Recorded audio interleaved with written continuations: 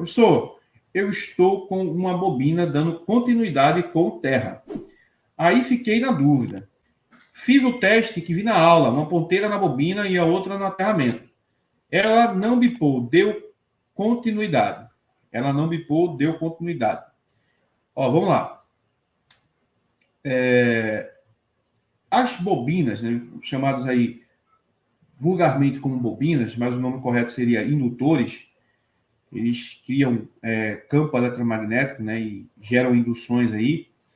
Esses componentes, galera, eles podem ser ligados de vários tipos de formas numa placa, num circuito eletrônico, certo? Então, assim, não é tão comum você encontrar uma bobina ligada num bloco de GND, ok?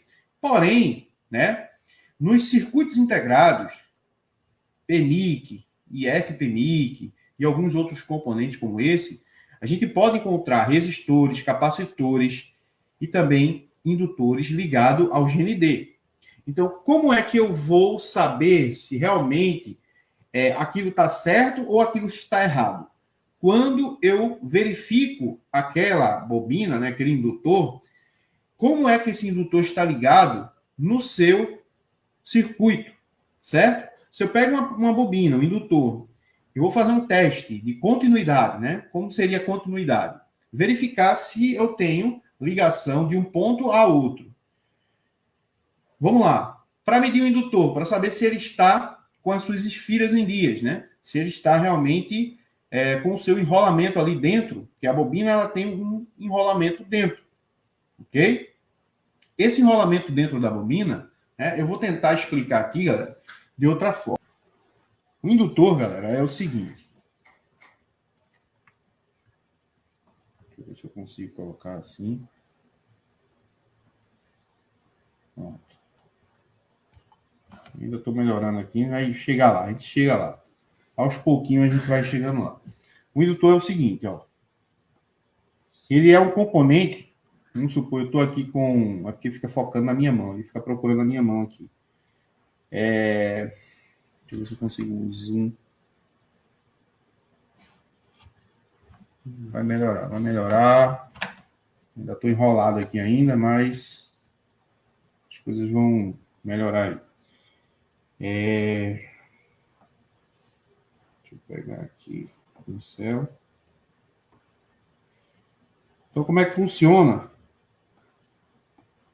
o indutor, né? O indutor, ele é exatamente dessa forma aqui, ó. Ele é um círculo, né? Dessa forma aqui, ó. Desse jeito aqui, beleza? O indutor é desse jeito aqui.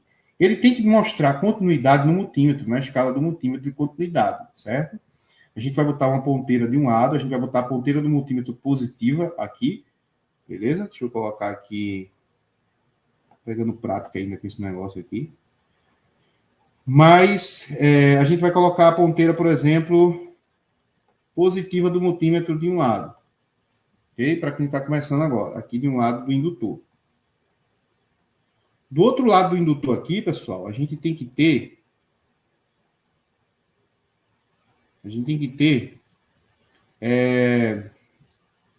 o GND, certo? O outro lado aqui, a gente vai ligar a ponteira negativa do multímetro. Então, ó, de um lado positivo, do outro lado do positivo. O multímetro ele tem que emitir um som, certo? Quando a gente faz esse tipo de teste aí, o multímetro ele tem que emitir exatamente um som.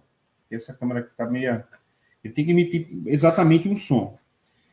Quando ele emite um som, na escala de continuidade, a gente sabe que existe uma continuidade de um polo a outro do indutor. Então, a gente sabe que ele está ok, beleza? Ele está ok. O indutor está ok quando a gente tem esse som ele emitindo no multímetro. Quando a gente vai medir, por exemplo, com a placa, né, que existem dois testes que você pode fazer no indutor. A gente está medindo aqui a continuidade dele. Então, quando a gente faz esse teste que o som emite, então a gente sabe que aqui, ó, no meio do indutor, nas esfiras do indutor, não está rompida, não existe rompimento, ok?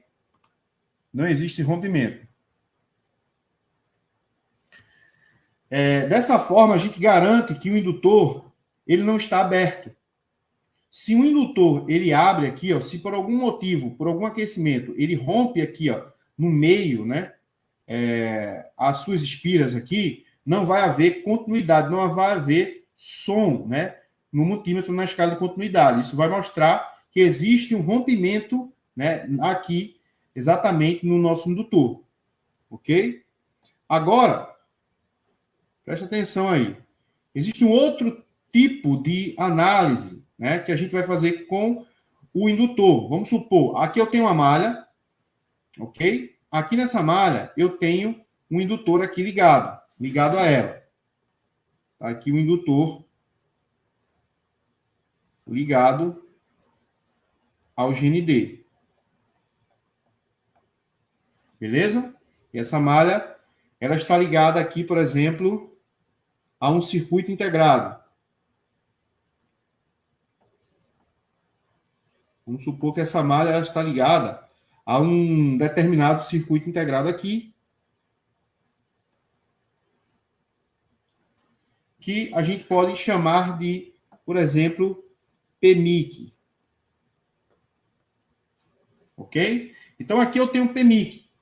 Nesse PMIC aqui, eu tenho esse componente ligado ao GND. Por que o PMIC, por exemplo, não está ligado ao GND sem o indutor, né?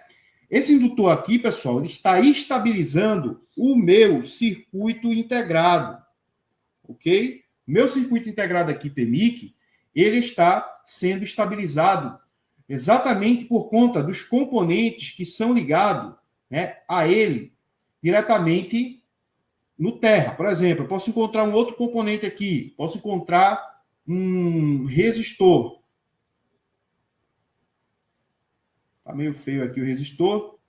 Está ligado aqui também ao GND. Esse resistor aqui, pessoal, está aqui também para deixar o meu PMIC estabilizado. Se, por exemplo, esse resistor aqui, ele é um resistor, por exemplo, de 10K. Vamos supor aqui, ele é um resistor de 10K.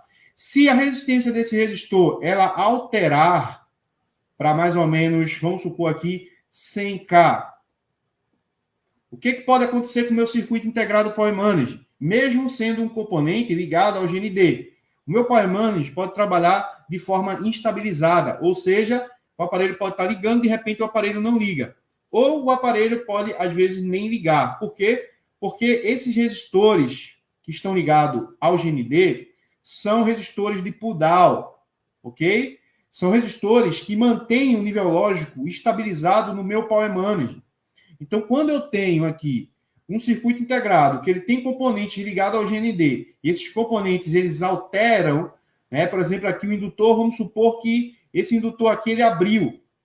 O indutor abriu aqui, galera, o meu PMIC, ele pode ficar com instabilidade. Ele pode simplesmente parar de funcionar, ou até mesmo, né, ele apresentar algum tipo de falha. Então, muito importante analisar, quando a gente tem uma falha, por exemplo, de o aparelho não estar ligando, isso aqui o outro, não só os componentes que estão ligados em malhas positivas, mas também os componentes que estão ligados diretamente, pessoal. Diretamente a quê? Ao nosso GND. O nosso GND, pessoal, ele vai estabilizar, quando ele está ligado a circuitos, componentes analógicos, ele vai estabilizar o circuito integrado ao qual ele está ligado. Ok? Então, é muito importante analisar. Só que a dúvida do nosso amigo, eu estou explicando isso aí para vocês, justamente para você ver a importância de analisar esses componentes que são ligados ao GND. Ok? Tem um componente aqui ligado ao GND. A gente nem analisa em casos, por exemplo, de falha de inicialização. Às vezes, a gente nem liga para isso, né? Tem uma falha de inicialização, tem um monte de componente ligado ao GND, lá no Power Management, lá no IFPMIC, né? Lá na memória, lá em um monte de componentes que são componentes de inicialização, e a gente nem leva em conta isso. Então, comece a levar em conta isso, porque isso pode causar problemas de carregamento, problemas no bloco de drive de backlight, na parte de imagem, iluminação, enfim. Diversos componentes, circuitos integrados podem causar problemas.